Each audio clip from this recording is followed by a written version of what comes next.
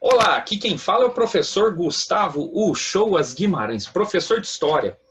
O tema do nosso vídeo é Segunda Revolução Industrial. Ela acontece no século XIX e vai ter importantes características e consequências para o mundo atual. Então você tem aqui, vou no sentido anti-horário, né, a começar aqui pelos antecedentes, né? Você tem lá as revoluções liberais do século XIX. A partir do momento em que, no início do século XIX, os reis da Europa tentam fazer o absolutismo voltar como política, os liberais não aceitam. Né? A ideia de liberdade política, de liberdade econômica, já não aceitava mais o poder absoluto de um rei. Então você tem várias revoluções para manter o liberalismo, né, como política e como pensamento econômico na Europa, lutando contra o absolutismo. A partir do momento que você tem, então, a organização dos reinos europeus em torno de políticas liberais, onde reis deveriam obedecer constituições agora, a Constituição ia colocar limite no poder dos reis. Você tem também uma consciência de liberdade econômica que incentiva o desenvolvimento tecnológico para aumentar a concorrência entre os agentes econômicos. Né? Isso, depois, o Karl Marx, nas suas obras aí, que deram base ao socialismo, ele vai chamar esse grupo de burguesia, né? Aqueles que tinham o poder econômico. E para aumentar o poder econômico, incentivam o desenvolvimento tecnológico. Por exemplo, no setor automobilístico. Né? Você tem a invenção dos automóveis aí no século XIX. Também o desenvolvimento tecnológico em torno da eletricidade e do petróleo.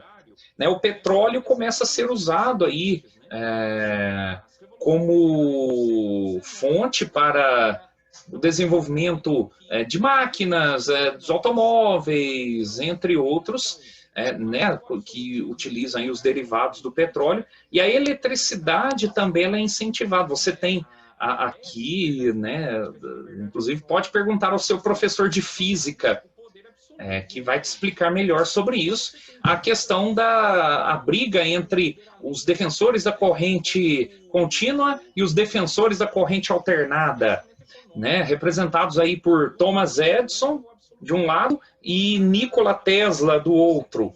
E nessa guerra das correntes, você tem uma vitória da corrente alternada de Nikola Tesla. Mas, claro, a corrente contínua ainda continua sendo usada em vários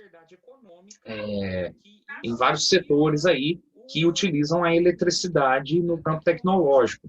A partir do desenvolvimento tecnológico, você tem também um desenvolvimento econômico que vai colocar algumas potências como destaques no cenário econômico mundial no século XIX. É o caso da Alemanha, dos Estados Unidos e do Japão, já no século XIX sendo colocados ali como potências econômicas no mundo. E há aí mudanças no capitalismo.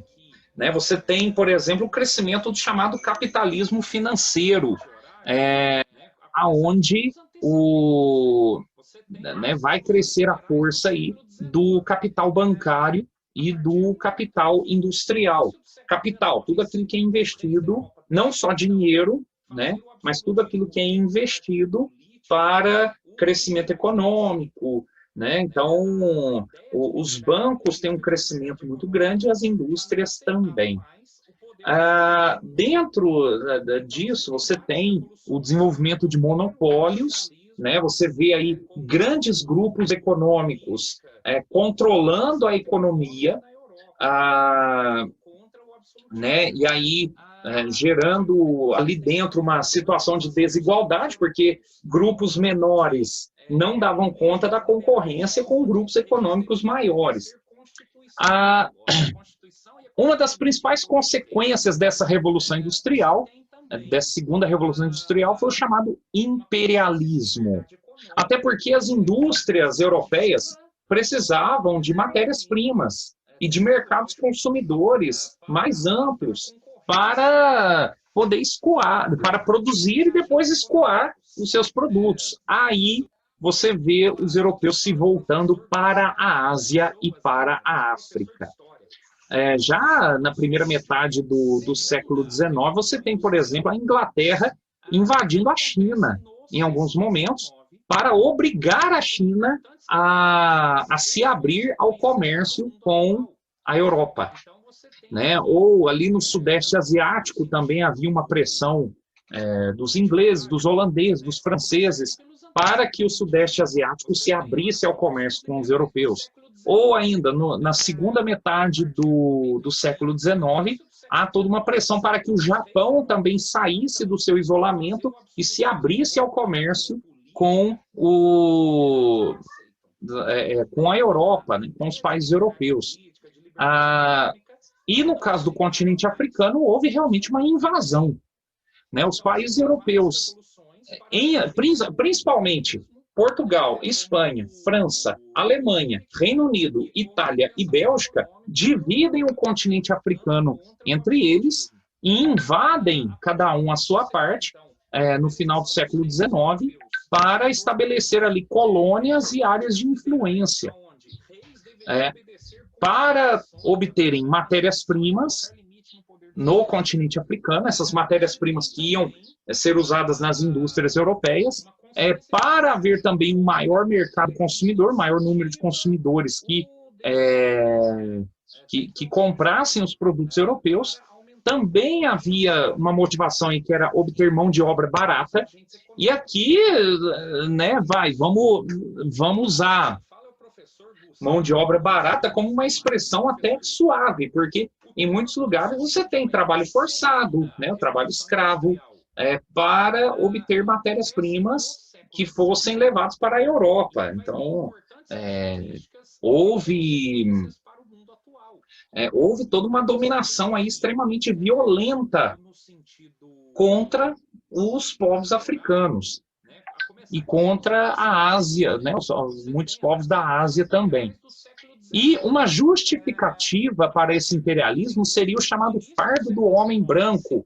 Né? Então, olha só todo o contexto. Né? Aqui você tem economia, política, desenvolvimento industrial, tal, mas também uma justificativa filosófica que era e uma questão racista aí também. Né?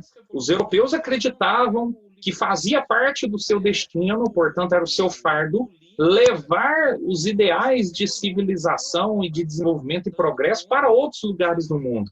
Só que, é claro, essa ideia racista, ela era só um pretexto para invadir, dominar e explorar o continente africano. Né? Então, com essa ideia, não, porque os africanos são inferiores, eles precisam do nosso ideal de civilização. Na verdade, era só um pretexto para invadir, dominar e explorar. E tudo isso tendo consequências até os dias de hoje.